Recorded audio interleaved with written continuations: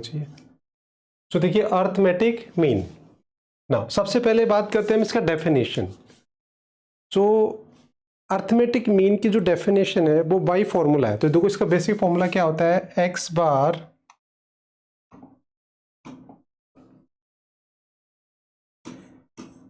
Bar to summation x upon N. ये formula होता है, यस और नो। तो इसका मतलब क्या होता है बाई फॉर्मूला, अगर हम बात करें इसकी डेफिनेशन तो क्या होगी, हमने क्या किया कि समेशन एक्स, मतलब आपको क्वेश्चन में क्या दे रखा होगा या जब भी हम अर्थमेटिक मीन निकालेंगे कि जैसे आपको यहाँ सीरियल नंबर दे रखा होगा और यहाँ एक्स मतलब आइटम्स दे रखे होंगे जो भी, जैसे फॉर एग्जांपल आपकी क्लास के जो मार्क्स हैं इकोनॉमिक्स के, अगर आपकी क्लास के इकोनॉमिक्स के मार्क्स हैं ऑफ टेस्ट 1 या हाफ ईयरली या प्रमोशन वॉटेवर, किसी भी का हम ले सकते हैं। जैसे टेस्ट 1 का हमने ले लिया, अब टेस्ट 1 की इकोनॉमिक्स के जो मार्क्स है वो डिक्लेयर हो गए, बच्चों को मार्क्स मिल गए। उसके बाद में अब हमें पूरी क्लास का अर्थमेटिक मीन निकालना है। तो हम क्या करेंगे, जो भी सीरियल नंबर जितने भी स्टूडेंट्स हैं प्लस जो एक्स मतलब marks score by the students, वो होंगे सारे रोल नंबर वाइज, हमने सारे लिख लिए। अब हम क्या करेंगे कि जो मार्क्स है उनका टोटल करके और divide by number of student कर देंगे। तो हमारे पास क्या आ जाएगा, एक सिंगल वैल्यू आ जाएगा which represent the holes class. तो वो होगा अर्थमेटिक, वो एवरेज आ जाएगा हमारे पास। तो इसका मतलब इसमें हम क्या करते हैं, सम total of items divide by number of items. तो ये जो इसका फॉर्मूला है वो इसकी डेफिनेशन है। तो what is arithmetic mean, it is defined as sum total of all the observation divide by the number of observation या नंबर ऑफ आइटम। तो बताओ डेफिनेशन और फॉर्मूला क्लियर है क्या, ये इसका फॉर्मूला और is denoted by capital X bar. इसको हम डिनोट किससे करते हैं, कैपिटल एक्स बार से डिनोट करते हैं। इसके बाद इसके दो टाइप्स होते हैं, टाइप्स ऑफ अर्थमेटिक मीन कौन कौन से होते हैं बताओ।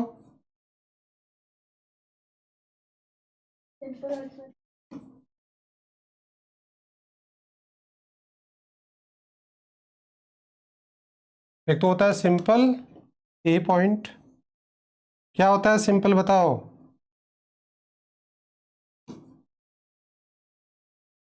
Any idea.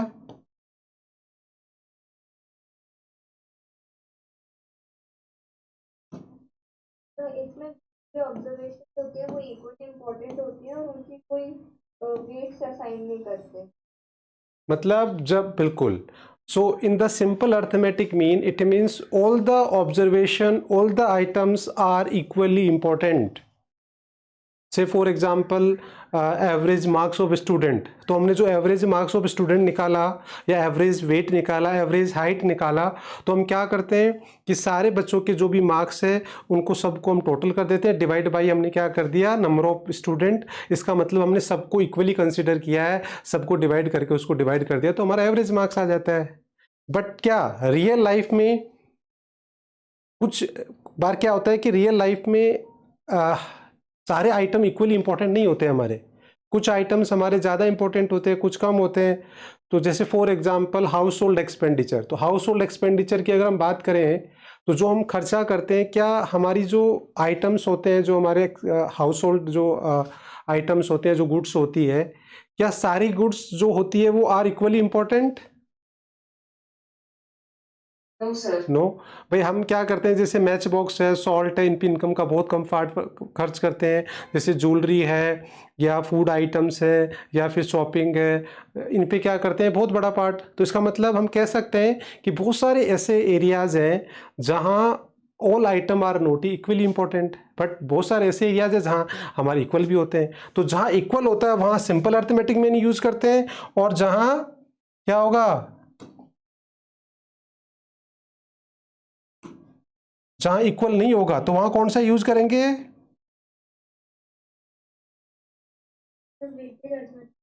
वेटेड, वेटेड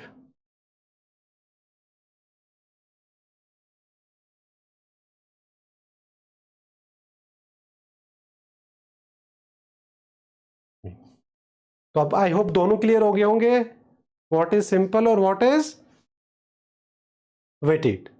बस दोनों में डिफरेंस क्या है। वेटेज में क्या होता है कि इसमें क्या होता है, हम जो क्या करते हैं, जो डिफरेंट ऑफ जो हमारे आइटम्स होते हैं उनको उनकी इंपॉर्टेंस के हिसाब से हम क्या कर देते हैं, वेट असाइन कर देते हैं।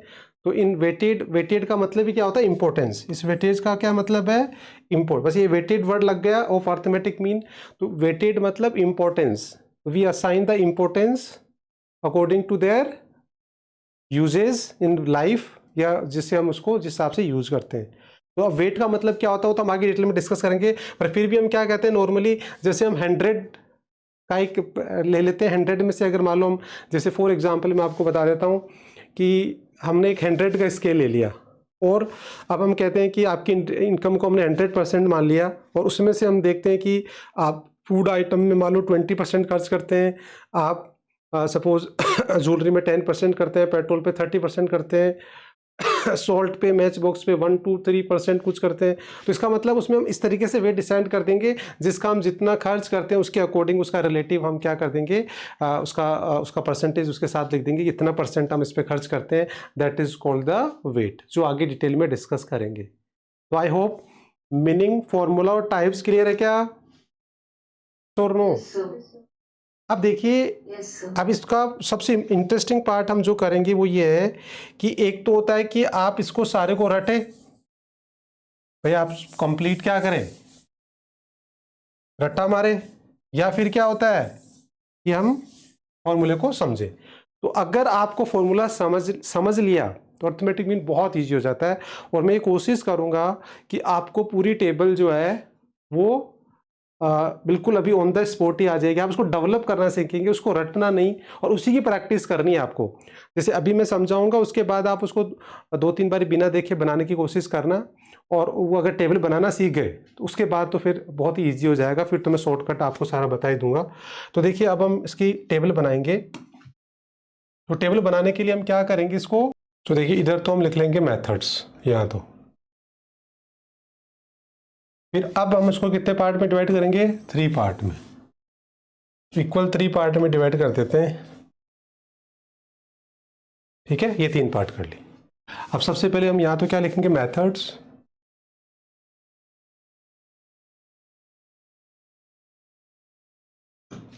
यहाँ लिखेंगे इंडिविजुअल सीरीज,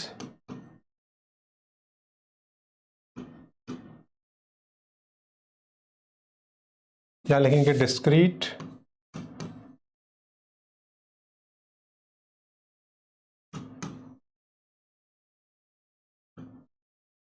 और यहाँ लिखेंगे। तो देखो 3 सीरीज होती है इसमें, इंडिविजुअल, डिस्क्रीट और कंटिन्यूस, इसके अलावा मेथड। तो सबसे पहले हम चलते हैं मेथड। अब मेथड सबसे पहले इसमें जो मेथड आएगा वो आएगा बच्चे डायरेक्ट मेथड। क्या आता है,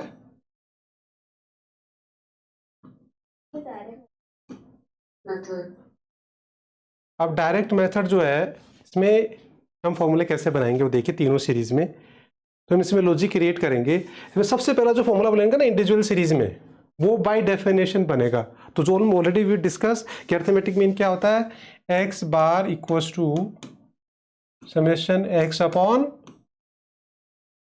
तो ये बाय डेफिनेशन आ गया। तो in individual series direct method formula कैसे लिखना है, बाय डेफिनेशन, जो हमारा बेसिक फॉर्मूला होता है वो हमने लिख दिया।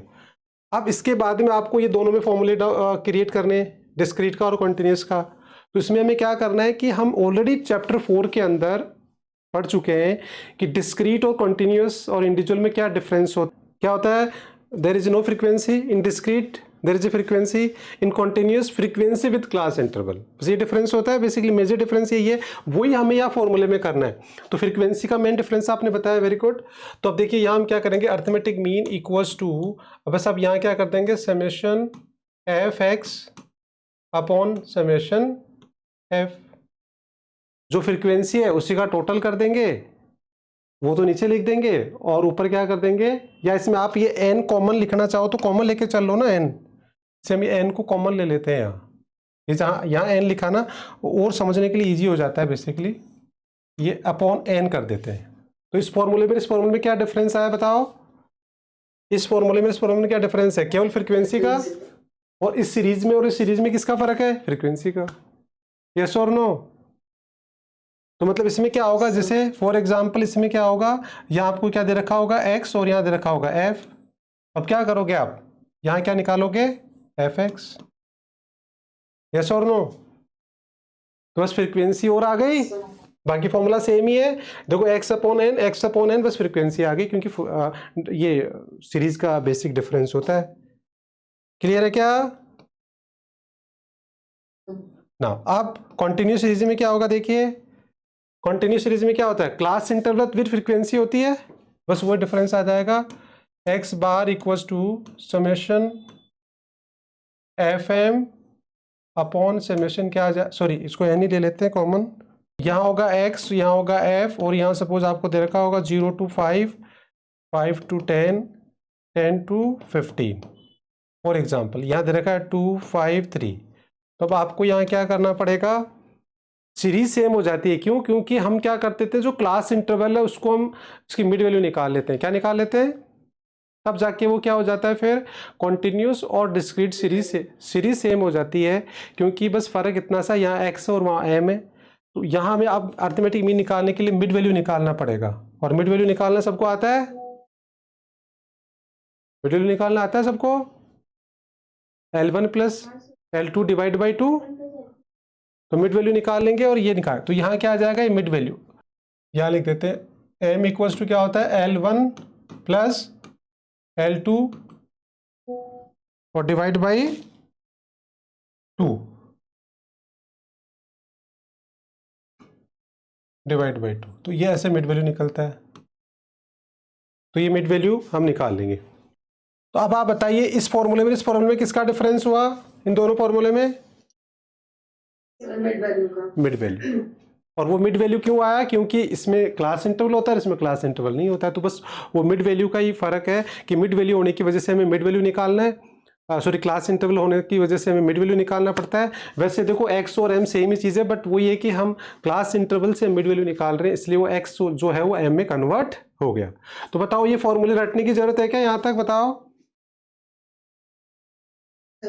जी। अब देखो यहाँ ये भी मेंशन कर सकते हो आप कि यहाँ जो है वो n इक्वल्स टू क्या है, समेशन f। यस और नो? और यहाँ भी n इक्वल्स टू क्या है, इसमें कोई डाउट है क्या?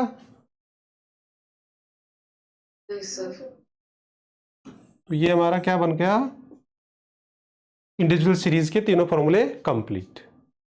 अब चलते हैं डिस्क्रीट में कैसे बनाएंगे। तो देखिए, अब सेकंड मेथड आता है, इसका कौन सा आता है, दैट इज सीरीज या फ्रीक्वेंसी आ रहा है, नहीं, वो शॉर्टकट मेथड। क्या आएगा, सॉरी शॉर्टकट मेथड। अब शॉर्टकट मेथड में देखिए क्या होता है, इसमें बस आपको ट्रांसफॉर्मेशन करना है, बाकी तो फिर बहुत इजी है। तो अब शॉर्टकट हमें क्यों जरूरत पड़ती है, why we need the shortcut method, anyone? क्या सिग्निफिकेंस है शॉर्टकट मेथड का? बड़ी वैल्यूज से डील करने में इजी रहता है, बस कैलकुलेशन, बिल्कुल करेक्ट। तो केवल कैलकुलेशन इजी करने के लिए आंसर तो क्या रहेगा, सेम ही रहेगा। तो आंसर जब सेम ही रहता है तो फिर हम क्या करते हैं, केवल उसका लॉजिक क्या होता है, केवल हम क्या करेंगे, जैसे हम एक साथ हम क्या करेंगे, इंडिविजुअल सीरीज में तीनों मेथड लगाएंगे तो हमको पता लगेगा कि आंसर तीनों में क्या आएगा, सेम आएगा। तो फिर हम अलग अलग क्यों पढ़ते हैं, क्योंकि इसकी इजी कैलकुलेशन, जब वैल्यूज बहुत बड़ी हो जाती है तो फिर हम शॉर्टकट फिर उससे भी बड़ी होती है तो फिर हम स्टेप डेविएशन लगाते हैं। तो इस तरीके से ईजी करने के लिए, तो अब ईजी करने के लिए हम यहाँ क्या करेंगे, देखो एक्स बार इक्वल्स टू, इसमें क्या ट्रांसफॉर्मेशन करेंगे, इसमें करेंगे a minus plus summation d upon n। अब देखिए क्या चेंज आया, ये d का मतलब क्या है यहाँ, वो देख लीजिए पहले। यहाँ जो d का मतलब है वो है d इक्वल्स टू क्या है, x माइनस a अज्यूमिंग। अब इसका क्या मतलब वो समझ लो, जैसे सपोज करो आपको यहाँ दे रखा है x, यहाँ दे रखा होगा सीरियल नंबर, और यहाँ क्या दे रखा होगा x, जैसे 1 2 3, यहाँ दे रखा है 50 100 200 कुछ भी दे रखा है। तो अब आप d कैसे निकालेंगे, आप इसमें से अज्यूम इन लेंगे, जैसे आप ले लेंगे 100 को अज्यूम इन ले लेंगे, 100 को क्या मान लेंगे, अज्यूम इन, और फिर आप क्या करेंगे, x माइनस ए करेंगे, और ये क्या आ जाएगा -50, फिर 0 और फिर 100। तो ये अज्यूम इन क्लियर है क्या? अज्यूम इन मतलब क्या होता है, देखो by name is clear which is assume. अब वो अज्यूम आप कुछ भी कर सकते हो, यू कैन अज्यूम एनीथिंग, आप कुछ भी वैल्यू, जैसे आपके मन में भी कुछ आ रहा है ना, जैसे 500 5000 ऐसे कुछ भी अज्यूम कर सकते हो, बट ज़्यादा हमारा ऑब्जेक्टिव क्या है, हमारा ऑब्जेक्टिव है कि इजी कैलकुलेशन करनी है, तो इस x में से कोई वैल्यू अज्यूम कर लो। अब आप वो फर्स्ट भी कर सकते हो, लास्ट भी कर सकते हो, मिडिल भी कर सकते हो, बट फिर भी आपको और ईजी करने के लिए हमेशा मिडिल वैल्यू को ही आप अज्यूम इन लीजिए, क्योंकि हमारा ऑब्जेक्टिव ही क्या है इस मेथड को यूज करने का है कि इजी कैलकुलेशन करना। तो इस वजह से हम क्या करते हैं कि x में से कोई भी मिडिल वैल्यू है उसको हम अज्यूम इन कर लेते हैं और उससे उसका डेविएशन निकाल लेते हैं। बाकी वैसे अज्यूम इन क्या है, you can assume anything, answer पे कोई फर्क नहीं पड़ेगा। तो आई होप ये अज्यूम इन क्लियर हो गया क्या? बोलो बच्चे, अज्यूम इन। तो जैसे अब इस फॉर्मूले से इस फॉर्मूले में क्या ट्रांसफॉर्मेशन हुआ, देखो इसमें क्या हो गया, x किस में कन्वर्ट हो गया, ये x किस में कन्वर्ट हुआ, d में, और कैसे कन्वर्ट हुआ, x माइनस ए अज्यूम इन की वजह से। तो अज्यूम इन हमने ले लिया, तो इसमें क्या होता है, अज्यूम इन आता है खुद प्लस होता है और x को d में कन्वर्ट कर देता है। तो ये फॉर्मूले में बस इतना सा फर्क करना है कि जो अज्यूम इन लेना है उसको प्लस कर देना है और x को d में कन्वर्ट कर देता है, बाकी फॉर्मूला क्या है, सेम है। और ऐसा हमने क्यों किया, फॉर द इजी कैलकुलेशन, जो मैंने आपको एग्जाम्पल देके बता दिया। बताओ ये फॉर्मूला क्लियर है क्या यहाँ तक? अब इसमें क्या चेंज करेंगे बताओ, ये तो आप ही बता दोगे। इस फॉर्मूले से यहां कैसे डेवलप करेंगे, x बार इक्वल्स टू, बस इसमें जैसे इसमें और इसमें क्या डिफरेंस आया था वो यहां आएगा, तो क्या डिफरेंस आएगा बताओ, a plus summation F d upon n. तो जो यहां जैसे डिफरेंस आया था f का, वो यहां भी बस f का डिफरेंस आएगा, बाकी फॉर्मूला स्ट्रक्चर सारा सेम रहेगा।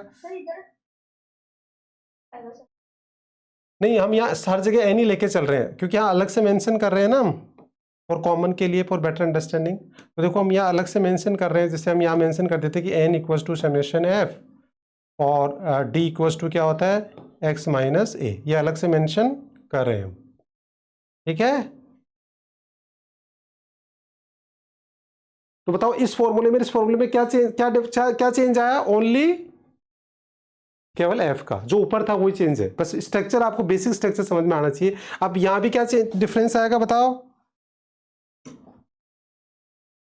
x बार इक्वल्स टू, यहां तो फॉर्मूला सेम ही रहेगा बिल्कुल, a plus summation F d upon summation n, ये तो फॉर्मूला एज इट इज ही है, बस यहां जो चेंज आएगा वो क्या आएगा, देखिए n का मतलब तो यहां से क्या रहेगा,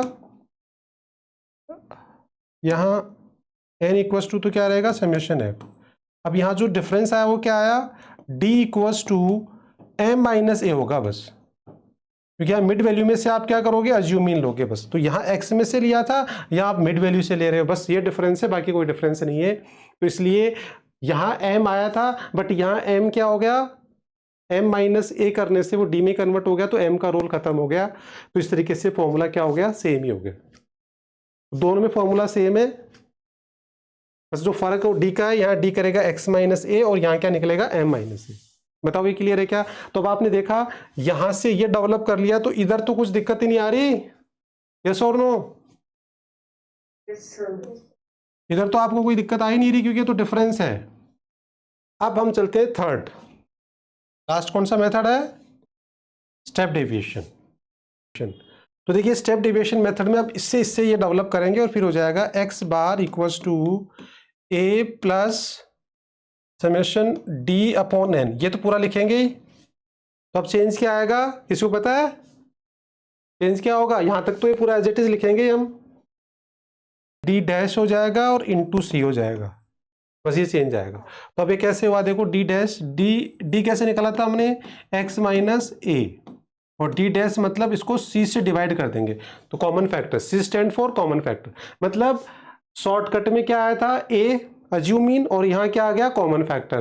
तो शॉर्टकट में a आके क्या हुआ था, प्लस और स्टेप डेविएशन में सी आके क्या हो गया, मल्टीप्लाई, और सी ने डी को किस में कन्वर्ट कर दिया, डी डैश में। यहां जो अज्यूम मीन है वो आके एक्स को डी में कन्वर्ट किया था, यहां सी ने डी को डी डैश बना दिया और खुद क्या हो गया, मल्टीप्लाई। अब ऐसा क्यों होता है, देखिए ये कैसे निकलेगा। अब अगेन हम एग्जांपल ले लेते हैं। यहां हमने क्या ले लिया, सीरियल नंबर, यहां का क्या आ जाएगा, सीरियल नंबर, यह आ जाएगा एक्स, देखो 1 2 3 4, यहाँ आ गया 10 20 30 40। अब इसमें से हम पहले डी निकालेंगे, तो डी कैसे निकलेगा, मान लो ये अज्यूमिंग ले लिया हमने, तो ये क्या आ गया, -10 0 10 और 20। अब हमें डी डैश निकालना है, तो डी डैश कैसे निकालेंगे। अब जो डी है और इजी करने के लिए, भाई स्टेप डेविएशन का यूज क्या है, जब वैल्यू और बड़ी हो जाती है उसको और इजी कैलकुलेशन करने के लिए, तो अब डी में से हम क्या करेंगे, कॉमन फैक्टर लेंगे। तो इस बताओ डी की जो वैल्यूज है उसको कॉमनली डिवाइड किस वैल्यू से कर सकते हैं, सारी वैल्यूज कॉमनली किससे डिवाइड हो रही है, 10 से भी हो रही है, 5 से भी हो रही है और 2 से भी हो रही है। 2 से भी हो रही है, 5 से भी हो रही है और 10 से भी हो रही है। बट हम कैलकुलेशन इजी करनी है तो हम हायर वाली वैल्यू से डिवाइड करेंगे, और हायर वैल्यू क्या है इसमें, 10। तो अब हम इसको 10 से डिवाइड करेंगे, तो ये देखो -1 0 1 और 2, कितना इजी हो जाएगा कैलकुलेशन। अभी देखना न्यूमेरिकल में पता लगेगा आपको इसका कितना इजी कैलकुलेशन हो जाता है। तो इसका मतलब बस हम कुछ नहीं कर रहे, स्टेप डेविएशन में कैलकुलेशन को क्या कर रहे हैं, ईजी कर रहे हैं। सो बच्चे यहाँ तक क्लियर है क्या, ये वाला फॉर्मूला यहाँ से यहाँ देखो क्या चेंज आया, डी डी डैश में हो गया, और ये डी डैश कैसे हुआ, कॉमन फैक्टर, वो आके मल्टीप्लाई हो गया। और व्हाट इज कॉमन फैक्टर, है क्लियर है क्या, हाँ हाँ हाँ, डिनोट आप किससे भी कर लो, आई से, एस से, वो डिनोट का फिर नीचे मेंशन करना पड़ेगा आपको कि what is I equals to common factor या S equals to common factor. Denote आप किससे भी कर लो, उससे क्या फर्क पड़ रहा है, ठीक है। अब देखिए अब तो बहुत इजी हो गया बच्चे, अब तो आप तुरंत कर लोगे। अब इससे आगे इसमें कन्वर्ट करना तो सीख ही गए आप, तो इसके आगे तो अब क्या होगा बताओ, एक्स बार इक्वल्स टू क्या हो जाएगा, A plus summation F D dash upon N into C. अब यहाँ एन का मतलब आपको पता ही है क्या है,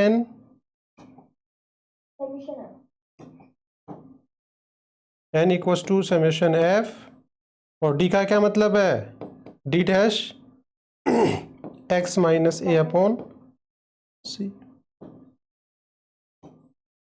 तो अब इस फॉर्मूले में, इस फॉर्मूले में क्या चेंज आया, इसमें और इसमें केवल एफ का, केवल ये एफ का चेंज आ गया, बस वही चेंज आ रहा है। अब इधर आओ, इधर फॉर्मूला सेम ही रहेगा, यहाँ फॉर्मूला क्या रहेगा, same, X bar equals to A plus summation F D dash upon N into C. तो फिर यहाँ चेंज क्या आएगा बता दो फटाफट, यहाँ चेंज क्या रहेगा, एन इक्वल्स टू तो क्या रहेगा, समेशन एफ रहेगा ही, और जो डी डैश होगा वो क्या होगा, एम माइनस ए अपॉन सी, बस ये चेंज आएगा। ये एम में से क्या होगा, माइनस होगा, उसमें वो एक्स से माइनस हो रहा था, यस और नो। तो बताओ ये डेवलप करना तो बहुत इजी है क्या, एक साथ पूरी टेबल विजिबल है अच्छे से। तो अब आपने देखा कि अब इसके 4 प्रिंसिपल, इस टेबल को बनाने के देयर आर 4 प्रिंसिपल्स है। बस ये जो टेबल बनी है आप खुद भी बना सकते हैं, इसमें बस 4 प्रिंसिपल आपको ध्यान में रखना है। फर्स्ट प्रिंसिपल डेफिनेशन, ये जो फॉर्मूला आया वो किससे आया, बाय डेफिनेशन। तो आपको अर्थमेटिक मीन की डेफिनेशन आती है तो उससे आपका ये बेसिक फॉर्मूला आ जाएगा। सेकंड प्रिंसिपल क्या है इस टेबल का बनाने का, कि difference among the series, individual, discrete और कंटिन्यूस, इन तीनों में क्या डिफरेंस होता है। तो आपको पता है कि मेजर जो डिफरेंस होता है फ्रीक्वेंसी का होता है, तो बस वो फ्रीक्वेंसी का जैसे आपको पता लगेगा तो ये फॉर्मूला बनने से ये और ये आराम से बन गया। थर्ड जो प्रिंसिपल है वो है अज्यूमीन। आपको अज्यूमीन का कॉन्सेप्ट पता होना चाहिए कि व्हाट इज अज्यूमीन, कि अज्यूमीन क्या होता है, कैसे हम उसको लेते हैं और कैसे इसका यूज करते हैं, वो मैंने आपको समझा दिया। और फोर्थ है कॉमन फैक्टर। तो कॉमन फैक्टर भी मैंने आपको समझा दिया कि व्हाट इज कॉमन फैक्टर और इसको हम कैसे यूज करते हैं सकते हो। अब इसकी प्रैक्टिस करनी है आपको इस टेबल की। आप इस टेबल को कम से कम 3 टाइम 4 टाइम बिना देखे बनाना है। इसको नोट कर लो, स्क्रीनशॉट ले लो, आपके पास बनी हुई होगी तो नोट्स में बनी हुई है। वैसे आप इसको बिना देखे बनाइए और डेवलप करना सीखिए, मतलब रटना नहीं। आप इसको क्या करेंगे, डेवलप करिए और वो 4 प्रिंसिपल यूज करिए कि 4 प्रिंसिपल पे पहले बेसिक से बना दिया, फिर डिफरेंस से बना दिया, फिर अज्यूमीन, इसको इसमें अज्यूमीन, इसमें कॉमन फैक्टर, बाकी तो सारा सेम चल ही रहा है। तो टेबल बनाना आप ऐसे सीख जाएंगे। अब हम आगे चलते हैं, न्यूमेरिकल करेंगे इसके। तो अब इसमें बेसिकली देखो 3 न्यूमेरिकल्स का गेम है। आपको मेन तो 3 न्यूमेरिकल करने हैं। एक न्यूमेरिकल इसका करना है, एक न्यूमेरिकल इसका करना है और एक न्यूमेरिकल इसका करना है, और तीनों मेथड से करना है, आंसर सेम ही आएगा। तो बताइए 3 न्यूमेरिकल्स में आपका पूरा अर्थमेटिक मीन कंप्लीट हो रहा है। टेबल मैंने आपको बनाना सिखा दिया, इससे इजी कुछ हो सकता है क्या? अब जैसे हम एक न्यूमेरिकल, जैसे मैं एक एग्जांपल के लिए मैं आपको बता देता हूं कि देखिए, ये देखिए, ये न्यूमेरिकल जो है इंडिविजुअल सीरीज का न्यूमेरिकल है। इसको हम करें तीनों मेथड से। तो सबसे पहला कौन सा मेथड यूज करेंगे हम?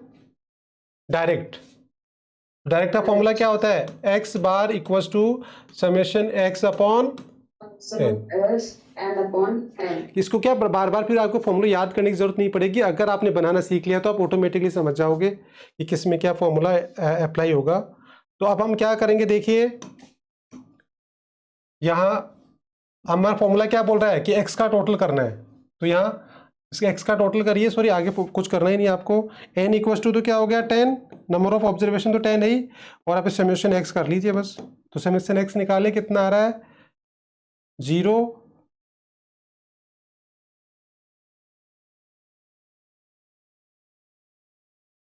0 और 20। देखिए ये आ रहा है क्या? 2500 आ रहा है शायद। टोटल आप करेंगे तो इसका 2500 आएगा। और जैसे आप इसमें वैल्यू रखेंगे यहाँ 2500 डिवाइड बाई 10, तो क्या आंसर आ जाएगा? 250। बहुत इजी है डायरेक्ट मेथड। अब इसी में हमें क्या करना है, ये तो हो गया डायरेक्ट मेथड। अब इसी में हमें क्या करना है? शॉर्टकट। तो शॉर्टकट क्या होता है, यहां हम लिख लेते हैं दिस इज द डायरेक्ट।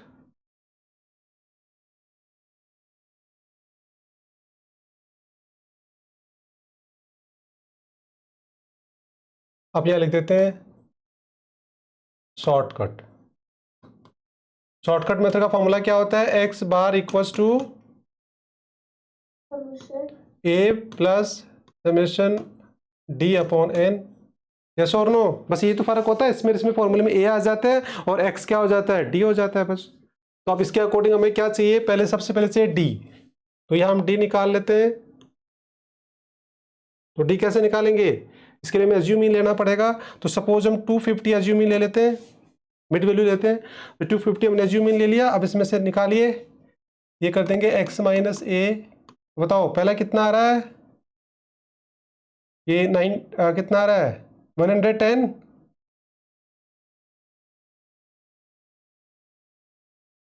फिर 100, फिर 20 और 50, 70, फिर 50, फिर 30, 0, 10, 50, 100 और 150। ऊपर माइनस आएगा ना? हाँ ऊपर माइनस आएगा। ये 150 आएगा ना? 200 क्यों आएगा? अच्छा हाँ 200 आएगा, सॉरी ये 200 आ जाएगा।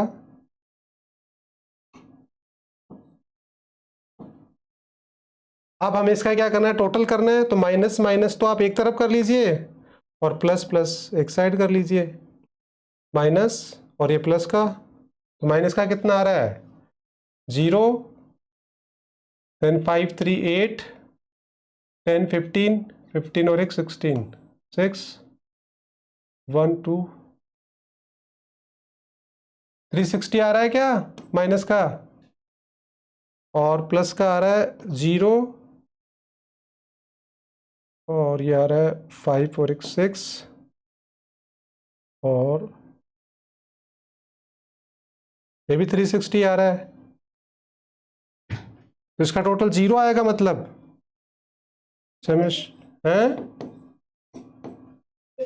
ये कैंसिल हो गया तो ये 0 आ जाएगा इसका टोटल। अब देखिए यहाँ ए कितना है 250 प्लस 0 अपॉन n 10, तो ये आंसर 250 आ गया। आंसर तो सेम ही आएगा। यहां तक क्लियर है क्या बच्चे? बोलो। अब थर्ड देखिए, थर्ड क्या है स्टेप डेविएशन। तो स्टेप डेविएशन का फॉर्मूला क्या होता है?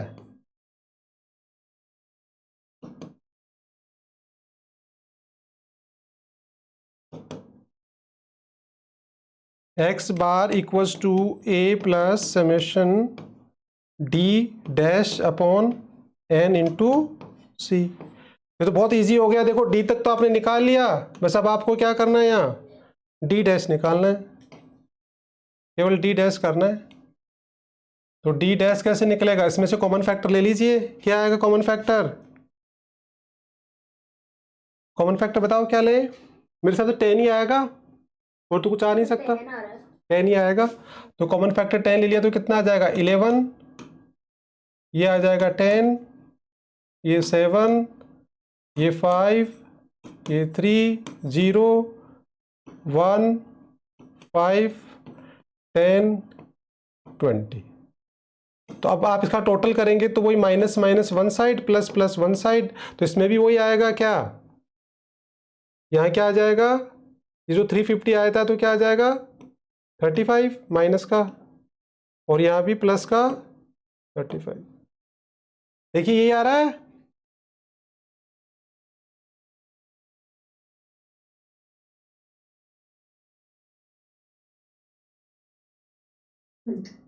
ना अब इसका टोटल करेंगे तो क्या आ जाएगा, summation D dash equals to क्या आ गया 0। अब वैल्यू रखिए